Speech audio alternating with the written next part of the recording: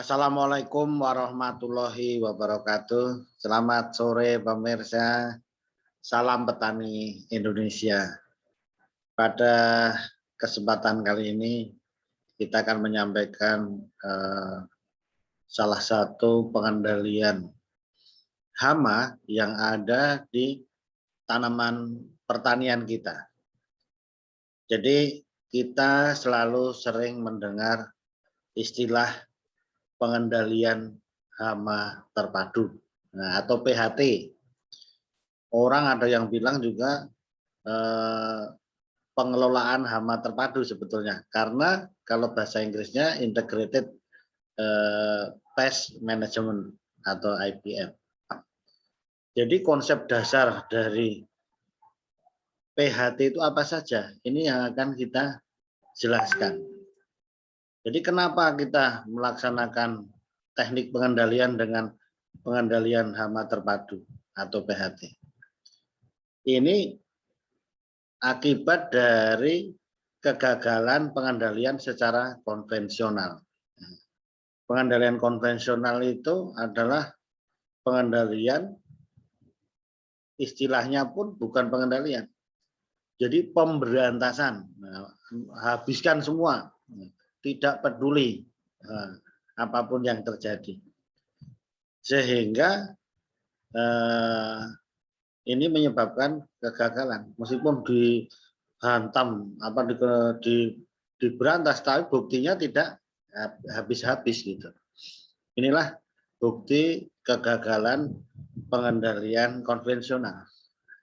Pengendalian konvensional itu mengandalkan pada pengendalian kimiawi.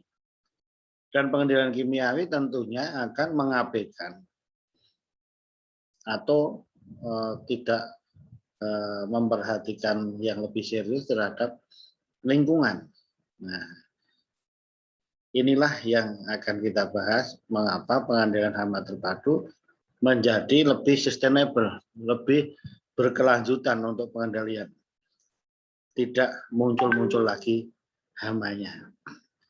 Jadi para petani sekalian, pengendalian hama terpadu ini awalnya di tanaman pangan ataupun hortikultura, kebanyakan tanaman pangan. Ini yang dikembangkan, baru terakhir-akhir di tanaman perkebunan. Jadi konsep dari PHT itu seperti apa?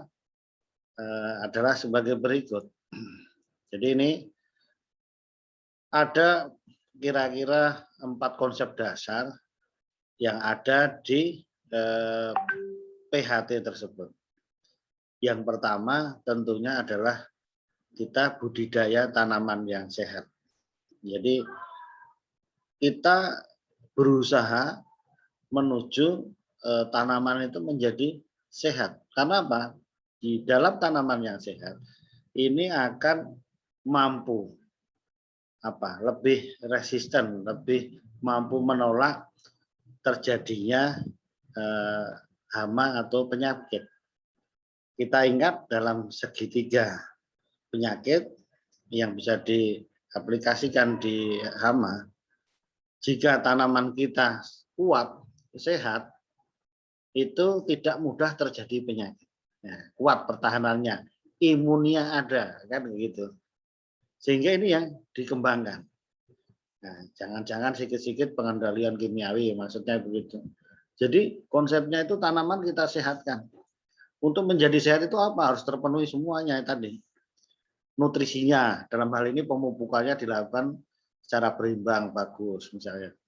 Lingkungannya disesuaikan, pH-nya, sehingga tanaman itu menjadi sehat. Inilah konsep-konsep di pengendalian hama terpadu tadi.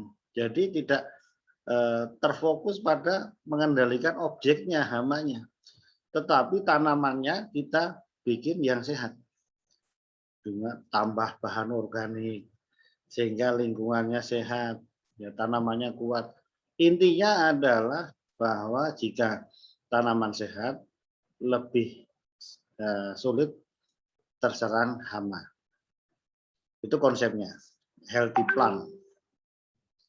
Yang kedua, konsepnya bahwa pengendalian ini adalah tidak hanya memperhatikan masalah ekonomi, tetapi juga masalah ekologi. Nah, kalau ekonomi yang penting dihajar habis-habisan, pengendalian kimia tercemar nggak masalah apa, nggak dipikirkan, bukan begitu.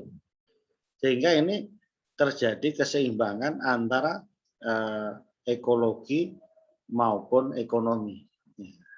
Ekologinya aman, ramah lingkungan, ekonominya tidak rugi. Nah, kita sebagai makhluk ekonomi, makhluk sosial ini juga itu. Oleh karena itu implementasi dari ekonomi dan ekologi tadi adalah di sini teknik pengendaliannya menitik beratkan atau mendahulukan pengendalian yang alamiah. Ya apa itu? Pengendalian hayati ataupun pengendalian biologi. Itulah yang sesuai dengan keadaan alam, didahulukan dulu. Nah, kemudian teknik-teknik yang lain juga yang kompatibel kita lakukan. Contoh yang mekanik, fisik, nah itu juga dilakukan. Jangan sedikit-sedikit kimiawi, sedikit-sedikit kimiawi. Nah, meskipun demikian, kimiawi boleh dilaksanakan, tetapi diletakkan pada posisi yang paling akhir, pilihan terakhir pengendalian kimiawi. Itu pun nanti dipilih-pilih, menggunakan pestisida label hijau, kemudian yang tidak broad spektrum, yang sempit, nah kan gitu. Jadi diingat di sini adalah kompatibilitas teknik pengendalian. Kalau bisa pengendalian hayati dulu, baru pengendalian yang lain, dan terakhir adalah pengendalian kimiawi. Ini konsep dasar dari PHT tersebut. Kemudian konsepnya berikutnya adalah keadaan ekologi tersebut selalu dimonitoring, dipantau, diamati. Nah, kenapa diamati? Karena dalam pengendalian tidak aur-auran, asal terjadwal, pengendalian terjadwal. Seminggu harus disemprot kimiawi pula, tidak melihat populasi hamanya, tidak melihat populasi musuh alaminya. Ya, harus dimonitor. Makanya di sini ada konsep ambang ekonomi, ya, gitu. Nah, ambang populasi yang bisa merugikan, kan gitu. Ada ambang ekonomi. Sehingga dipantau, oh ini kalau ulat api contohnya ya kan, sudah di atas 5, ini sudah merugikan, disemprot, dikendalikan dengan teknik-teknik tadi, kalau bisa pengendalian hayati. Ya. Tapi prinsipnya harus dimonitor terus. Nah, kalau ada satu ya silahkan hidup, masih berbagi makanan kita, yang penting tidak merugikan, populasinya dijaga. Ada 1-2 wajar kan gitu. Prinsipnya selalu dimonitoring, jangan asal main semprot. Kemudian yang terakhir adalah di sini petani menjadi subjek.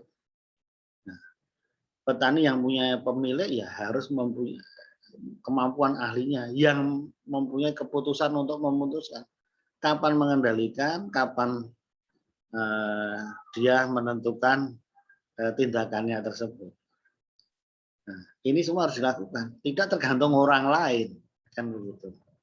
Nah, oleh karena itu di zaman dulu ada namanya SLPHT, ada sekolah lapang pengendalian hama terpadu, supaya petani itu mempunyai kemampuan untuk itu tadi menjalankan, mencerna itu semua, budidaya tanaman sehat, pengendalian hayati bagaimana, monitoringnya bagaimana, musuh-musuh alami itu jenisnya apa saja, sehingga mampu melakukan keputusan, oh ini kapan dilakukan pengendalian, sehingga menjadi seorang pengambil keputusan di dalam budidaya pertaniannya, di dalam ekologi pertanian dia. Itulah diharapkan menjadi ahlinya. Oleh karena itu berdasarkan konsep ini jelas bahwa nanti diharapkan itu hama akan terkontrol, kemudian petaninya secara ekonomi juga untung, secara ekologi juga ramah lingkungan, sustainable, berkelanjutan. Itu yang diharapkan dengan sistem pengendalian hama terpadu ini. Nah, ini di beberapa ini kami kasih contoh di perkebunan kelapa sawit pengendalian hama tikus dengan menggunakan predator burung hantu Tito alba. Ini ada yang nest box-nya, gubornya, yang dia tempat bertelurnya beranak, bertelur, menetas, sehingga cukup dalam satu blok 30 hektar cukup satu pasang. Sehingga secara alamiah nanti tikusnya akan terkendali dengan burung hantu tersebut Tito alba. Ini contohnya dari pengendalian hama terpadu tadi. Jadi pengendalian hayati dulu kita dahulukan. Itulah pemirsa, mudah-mudahan bermanfaat bagi kita semua. Salam petani Indonesia. Assalamualaikum warahmatullahi wabarakatuh.